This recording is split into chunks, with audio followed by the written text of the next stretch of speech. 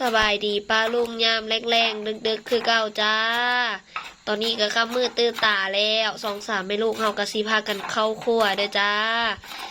คือตอนนี้อีเมกาซอยหัวกระเทียมหรือว่าตะไคร้เด้อจ้าแล้วก็มีกระเทียมน้ำมื้อนี้อีเมสิเฮ็ดหยังมื้อนี้ฮะสิเฮ็ดจามเอ็นกินดินพี่น้องสิปิงจำเอ็นดิดกินเนาะว้าวพีด เพราะว่าอากาศก็หนาวเนาะหนังปิงจำเอ็นด้วยค่ะหนังปิงจามเอ็นแบบสบายใจส่วนนี้ก็คือเอ็นบ่แม่เอ็นที่แม่ซื้อมาเด้อจ้าเอาลงเลยตอนนี้ก็หลังจากที่แม่ซอยแล้วก็สิมาตำเด้อจ้ากะใส่ขนมลงไปน้ำเพื่อความนัวตำใส่เครื่องอันนี้เลยขนมค่ะมันจังเข้าน้ำเข้าเนื้อกันเข้าเนื้อต่อมานางน้อยก็สิตำเด้อจ้าแล้วแม่ก็สิซอยเอ็นจ้าส่วนคิมกระดังไฟสบายดีนะคิมสบายดี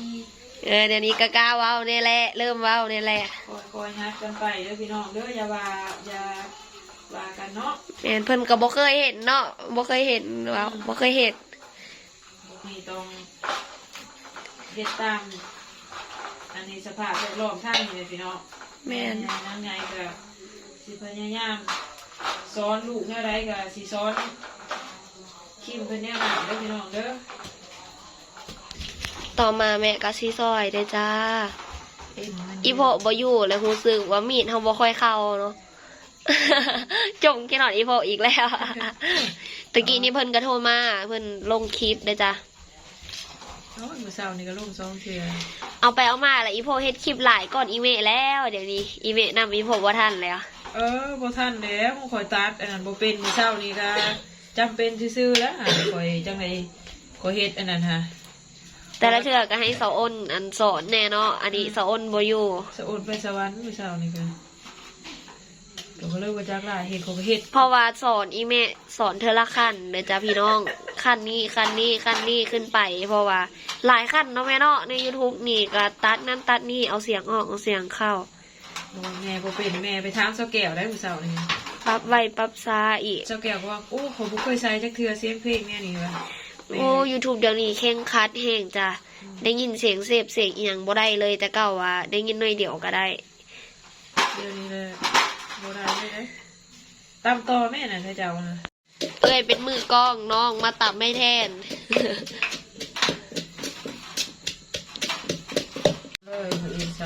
แม่นสีนในนี่ลูกนะสีนแทบสิบ่แม่นเอ็นแล้วนี่ได้มันแซ่บกินสบายปิ้งไว้แล้วมื้ออื่นมาอุ่นแล้วก็กินข้าวแล้วก็ไปของกินง่ายๆเลยชิ้นแห้งก็ซื้อมาไว้ไข่ก็มีแล้วต้องงดมีให้เจ้าแหละคอยงดมีเลยขันเอามาแล้วมุกมันบ่กินบ่ยอมกินของเขาเลยกินแต่เวมีที่หน้าที่ถือเสียกะจังเอามีเปลี่ยนจากไข่แล้วก็หลังจากตำแล้วก็เอามาเขาเจ้าเอื้อนอย่างเกาะมาร์กบ่มาเอื้อกขนาดเอื้อยยังว่าผิดมาเอื้อกไว้มันมีเท่าสีแน่นี่หน่อยแม่ซัมปิ้งสีแน่นี่ขออนุญาตบาดข้างด้วยมือนี่จะล้างเรียบร้อยเลยพี่น้องเลย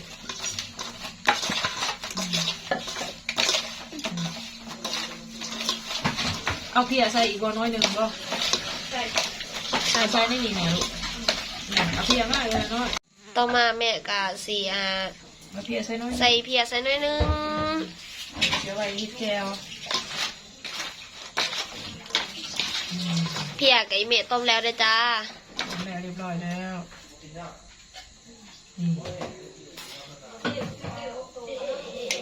หน้าทางนั้นหวยออกแล้วมือนี่ไม่ข้ามอย่างหวยยังงอหวยไทยเหรอวะหวยล่าวนะหวยล่าวแม่งยังไงมันคือแมงอะไรหรือมีแควนั้นพอคนที่ซื้อเลยจะเอาขี้มเลยล้างเลยขี้เค็บนี่พี่น้องเลยไปเห็นมันจะใส่เลยขี้เค็บนะจะฟันบ่อยฮะ คิดเอง แท้ไว้คิมเมื่อแม่สิซื้อให้เจ้านี่ฮะคันถึกแล้วให้เจ้าซ่องไอ้น้องปั่นกันไป3 คนให้เจ้าปั่นกันโดดไป เฮ็ดหยังเด้อยู่พี่นะจุ่มกันอยู่เอามา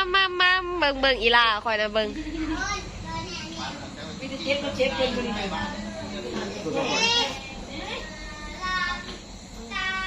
ต่อมาเขาก็มาปิ้งเด้อจ้าบัดนี้ค่ะ ส่วนปีแม่ยังจามอยู่ทางนี้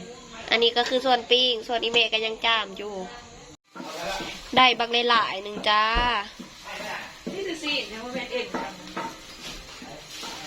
หนังปิ้งอยู่นี่แหละฝีงไฟไปนำ หนาว หันมาทางอีเมก็นั่งอยู่พื้นรถเด้อจ้าพี่น้องเอ้ยอีเมสิเฮ็ดแจ่วเด้อจ้า เจ้าให้เจ้าได้ยามให้เจ้าอยากจับ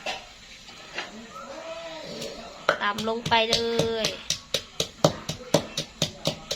แก้วผ่าก็เอิด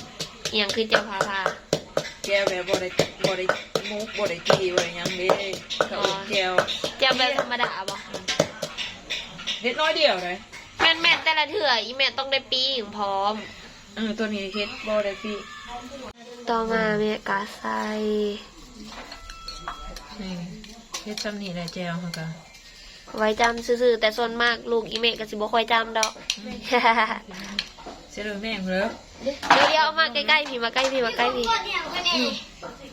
มันคือแมงอีหยังนะบ่แม่น น้องหมกกูจักว่าแม่ข้าม แม่ค้ามันมีเขานะมีส่วนของดิบ มัน อู้ตัวใหญ่แข็งแมงอีหยังบ่ฮู้มันไต่มา อันนั้น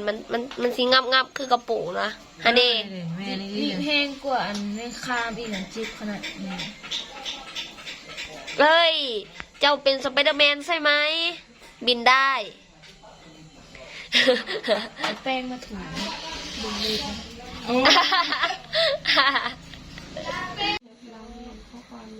หอดคันได้แล้วหอดคันได้แล้วหอดคันใหม่ โอ้2 คนอยู่หอดคันใหม่พวกเพิ่นว่า มันมาอยู่ปลายนี่ บอกว่าเดี๋ยวสิเอาหลักฐานออกอีเมลเป็นออกมาไว้เถอะ ซองนอกเฝ้าหอดคันใหม่พวกเพิ่นว่าสิแล้วแล้วพี่น้องเลย แม่สิแล้ว เออ เป็นตะกินมีแต่ซีนบ่แม่นนะบ่แม่นเอ็นเลย โอ้เสียดายบ่ได้เอาไฟเลิศมาเนาะเอาใส่กระชักไปได้ เนาะ สวัสดีจ้าป้าลุง สวัสดีจ้า มาแล้วพี่น้องเอ้ย เล็กน้อยขึ้นหน้าใหญ่ สิกินใส่ข้าวน้องมุกสิกินใส่ข้าว พวกกินแล้วจ้ะ โอ้ อันนี้แม่บอกว่าน้องมุกจะกินแต่ข้าวไม่งั้นอีแม่ไม่ให้กินแต่ข้าวเนาะ ๆโอ้ย มาเอาอันนี้ต่ออีกพี่น้อง สองเธอกินแล้วแต่ว่าอีแม่กับสองเธอกินนี่ ทุกคน เพราะว่าตอนแรกอีแม่กินส้มแล้วเด้ค่อยนะกินอันชิ้นแห้งตั้งแต่มา พอดีไป3เลย หิวข้าวเด้ หิว น้ ข้า อ ว งลูกรักเข้าไปกินอะไรอันนี้นะแม่นว่า นัวอยู่บ่ แต่บอก ยังก็อิ่ง ยังโอเค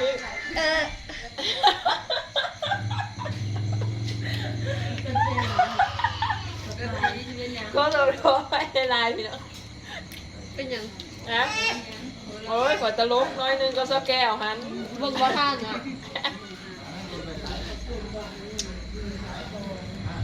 มาพี่น้อง ก็บอก กินน้ำกัน ก็บอกเลยมือปิ้ง กองใหญ่แบบนี้มันรสแซ่บกระจาย เป็นแซ่บมันหอม แกเห็นมันบอก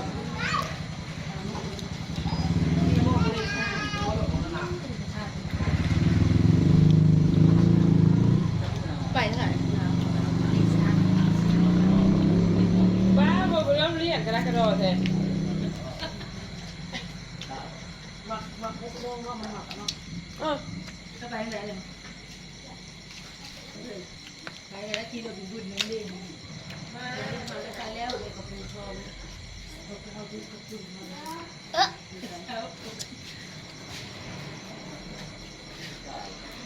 ไว้จักรยานใส่แบบนี้แดงเจ้า ฮะ เจ้าบุคคล เจ้าบุคคล มักเจ้าของบอก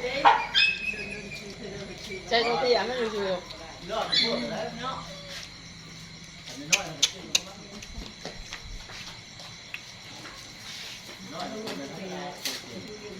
โอ้ยเอ้ยหลายมันเข้ามาเอ็นยังกินข้าวไม่แซ่บมาแล้ว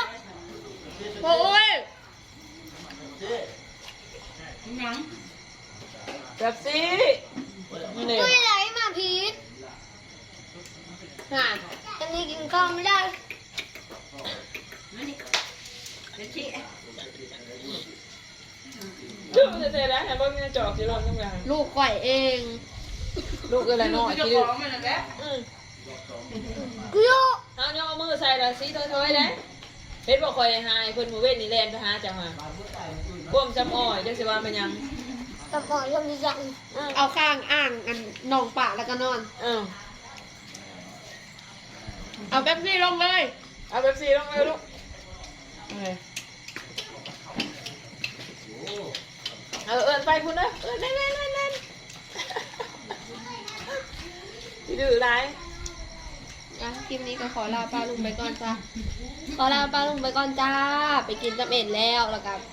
อาบน้ำนอนเด้อจ้าหนาวแห้งบ๊ายบาย